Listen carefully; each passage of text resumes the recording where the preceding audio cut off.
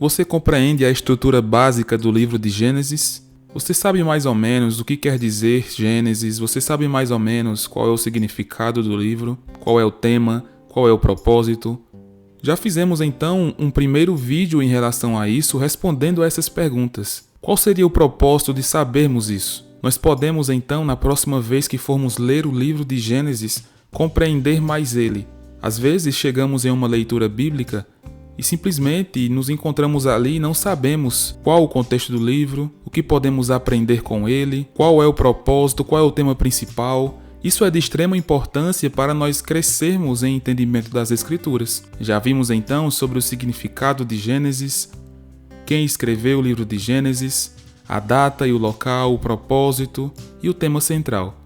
Nesse vídeo de hoje nós vamos então ver o esboço do livro, as literaturas que existem no livro e alguns aprendizados. Eu sou Samuel e esse é o canal Vida Cristã Ilustrada. Que esse vídeo possa ser abençoador para a sua vida. O esboço do livro em primeira mão nós poderíamos dividir em duas partes. Uma história inicial e a história dos patriarcas.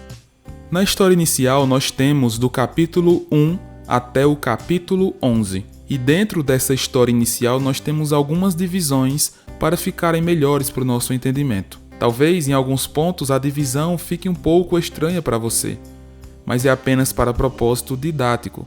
Então vamos para a divisão. Primeiramente, capítulo 1 e capítulo 2 nós temos a criação. Deus cria todas as coisas a partir da sua palavra. Antes que as coisas existissem, Deus trouxe elas a existirem pelo poder da sua própria palavra, a partir do nada, a partir de si mesmo. E ali Deus cria todas as coisas, os céus, a terra, todo o universo, e cria o homem como essa obra central do seu plano. Em seguida, de Gênesis 3 a Gênesis 5, nós percebemos a queda do homem. Nós percebemos que Deus colocou o homem para glorificá-lo no jardim, para cumprir a sua vontade e para ter um relacionamento com outro ser humano. No caso, Adão e Eva. Os dois então vieram a cair em tentação. Pecaram, comeram da fruta que Deus disse para não comerem e assim caíram em tentação. E Deus disse que no dia em que dela comerem, morreriam. Então eles foram afastados de Deus, separados e certamente morreram fisicamente anos depois. Nesses versos também nós percebemos o primeiro homicídio, os primeiros homens maléficos na terra que matam por coisas fúteis, e também vemos uma genealogia importantíssima que mostra que o homem, ele morre. Naquela genealogia se é colocado de maneira constante e morreu, e morreu, e morreu. A seguir, de Gênesis 6 a Gênesis 9, nós temos a história do dilúvio. Noé, um homem que andou com Deus, foi separado por Deus para cumprir o seu propósito, o propósito de trazer juízo sobre a terra, pois o pecado da humanidade já havia desagradado tanto a Deus, que ele resolveu trazer um juízo através da água. Assim Deus separou Noé e sua família, e os animais separados, que Deus assim o quis, colocados dentro de uma arca, e o dilúvio aconteceu. Por fim, nessa história inicial, capítulo 10 e capítulo 11, nós temos as histórias das nações, de maneira resumida. Percebemos, principalmente no capítulo 11, a história da Torre de Babel.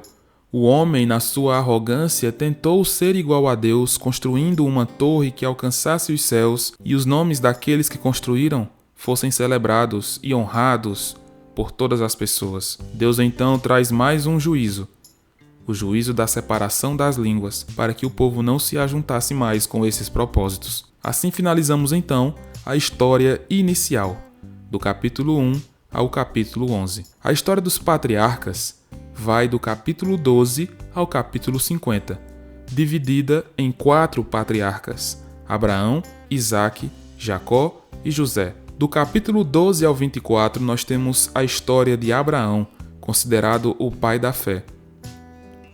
Deus o separou para o seu propósito, o tirando da terra em que ele estava, com todas as suas posses, levando para uma terra que Deus ainda o mostraria.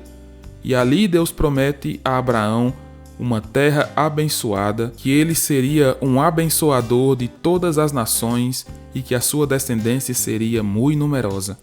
O capítulo 25 e 26 fala acerca do patriarca Isaque, filho de Abraão, o filho do qual Isaque esperou constantemente, crendo na promessa do Senhor, mesmo que a sua esposa fosse estéril. Deus assim providenciou Isaque para eles. Isaque então deu continuidade à descendência, assim tendo filhos, do qual se destaca Jacó. Do capítulo 27 ao 36 se é contada a história de Jacó, alguém que era conhecido como enganador, mas que Deus foi o transformando, mostrando a obra do Senhor na vida dele, transformando o seu nome de Jacó para Israel, pois ele havia lutado com o Senhor, e ele então seria o pai das 12 tribos que levariam o nome dos seus filhos. Por fim, do capítulo 37 ao 50 nós temos a história de José.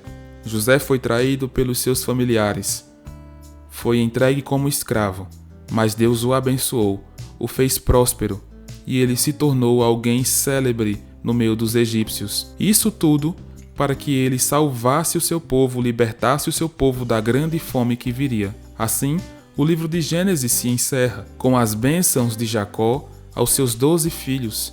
E agora o povo, liberto da fome, estavam no Egito, seguros por Deus e esperando o próximo passo para irem para a terra prometida. Nós podemos perceber, além disso, além do esboço, podemos perceber a literatura do livro. No livro de Gênesis nós encontramos narrativas, poesias, genealogias. Isso é de extrema importância porque nós não podemos ler todos os textos da mesma forma. Devemos ler poesia da forma que se deve ler poesia, com cuidado, atenção às metáforas, à linguagem. A narrativa compõe quase que por inteiro o livro. Mas também há genealogias, que são destacadas em algum momento no livro de Gênesis. Nós encontramos poesia em Gênesis 2:23, quando Adão vê a sua mulher. Percebemos poesia também em Gênesis 49. Além disso, existem genealogias, Gênesis 5, Gênesis 11. Quais são então nossos aprendizados em relação ao livro de Gênesis? Nós aprendemos que Deus é Criador. No princípio criou Deus os céus e a terra. Deus criou todas as coisas. Além disso, Deus ele é cuidador. Deus ele não apenas cuidou e foi embora. Deus não apenas cuidou e deixou nós mesmos à nossa própria mercê. Deus cuida de nós, ele é cuidador. Mesmo após o homem ter pecado, Deus providencia promessas. Deus providenciou a promessa do descendente. Deus cuidou de Caim, mesmo após ele ter matado Abel. Deus cuidou de Abraão, mesmo ele tendo mentido mais de uma vez. Da mesma forma com Isaque. Deus cuidou de Jacó, mesmo Jacó sendo alguém que gostava de enganar as outras pessoas. Deus cuidou de José, mesmo ele tendo sido enganado várias vezes, traído, mas Deus continuou fiel a ele. Além disso, nós podemos aprender no livro de Gênesis que Deus ama seu povo. Deus ama seu povo e preserva seu povo. Em épocas difíceis, o povo poderia se sentir desprezado por Deus, mas Deus preservou o povo em relação à fome, em relação a castigos referentes a outros povos. Deus preservou o seu povo. Aprendemos com Gênesis também que Deus salva. Deus providencia salvação. Deus demonstra para Caim que se ele se arrependesse, ele poderia se voltar para o Senhor. Deus mostra para Adão e Eva que haverá um descendente. Deus cuida dos seus. Deus salva. Também nós aprendemos que nós somos pecadores. A partir de Adão e Eva e dos seus pecados, nós fazemos parte da mesma natureza pecaminosa. Pecamos porque queremos e gostamos, mas isso desagrada a Deus.